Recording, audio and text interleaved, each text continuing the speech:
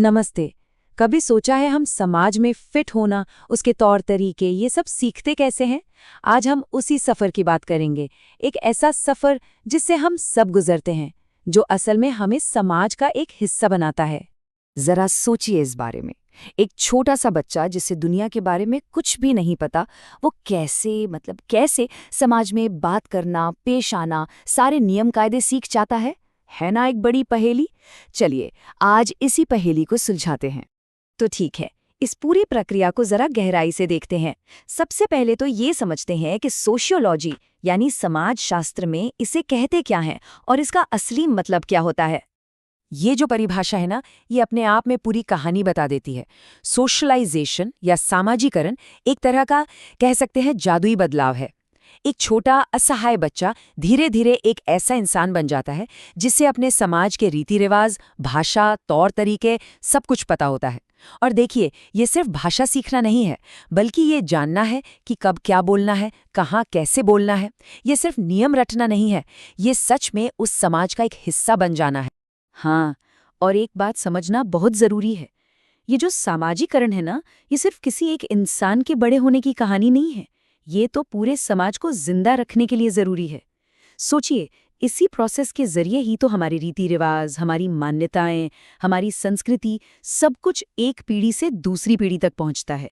अच्छा, तो अब सवाल ये उठता है कि ये सफ़र शुरू कहाँ से होता है। इसकी शुरुआत होती है पहले और सबसे अहम पड़ाव से, जिसे कहते हैं प्राइमरी सोशलाइजेशन या प्राथमिक सामाजिकरण, और ये हमारे जन्म के साथ ही शुरू हो जाता है। ये वो स्टेज है जो हमारी जिंदगी की नींव डालता है। एक्सपर्ट्स भी यही मानते हैं कि इस दौरान हम जो कुछ भी सीखते हैं वो हमारी पर्सनैलिटी का हिस्सा बन जाता है, जिंदगी भर हमारे साथ रहता है। ये प्रोसेस जन्म से शुरू होता है और बचपन तक चलता रहता है। और इस पूरे टाइम में हमें सिखाने वाला सबसे बड़ा एजेंट कौन होता है? हमारा परिवार। सही मायनों में परिवार ही हमारी पहली दुनिया है, हमारा पहला स्कूल है। तो इसी स्टेज में हम जिंदगी के सबसे बेसिक लेसन सीखते हैं, जैसे बोलना, सही गलत में फर्क करना, और अपने परिवार और समाज की जो बेसिक वैल्यूज और आदतें होती हैं उन्हें अपनाना। यही सब मिलकर हमारे सोशल जीवन की नींव तैयार करता है। ठीक है, तो परिवार की उस छोटी सी दुनिया से निकलकर अब हम एक बड़ी दुनिया में कदम रखते हैं, और बस यहीं से शुरू होता है समाजीकरण का दूसरा चरण, जिसे कहते हैं सेकेंडरी सोशलाइजेशन या द्वितीयक समाजीकरण।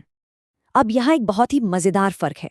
देखिए, प्राइमरी सोशलाइजेशन बचपन में परिवार के जरिए होता है, जो हमें बेसिक चीजें सिखाता है। लेकिन जो सेकेंडरी सोशलाइजेशन है वो बाद में स्कूल, दोस्तों, इन जैसे बाहरी ग्रुप से होता है, और ये हमें समाज में खास रोल निभाना सिखाता है।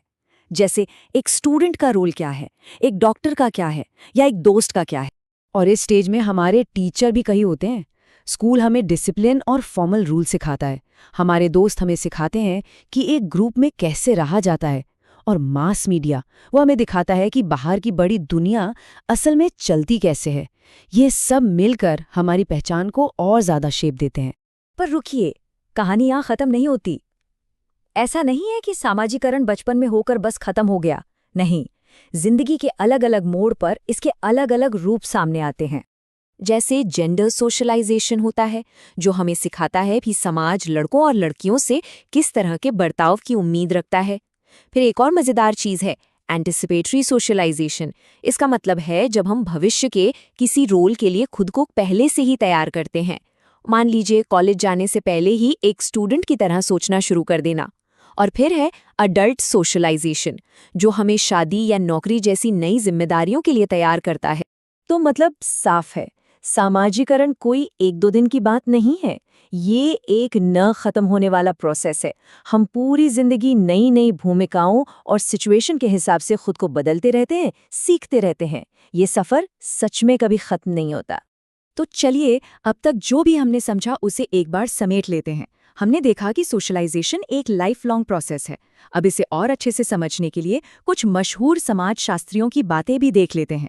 सोशियोलॉजिस्ट एंथनी गिडिन्स की ये बात इस पूरे प्रोसेस का निचोड़ बहुत खूबसूरती से बताती है कि कैसे एक असहाय बच्चा धीरे धीरे एक जानकार और कुशल इंसान बन जाता है, जिसे अपने समाज की पूरी समझ होती है। वाकई एक कमाल का सफर है ये।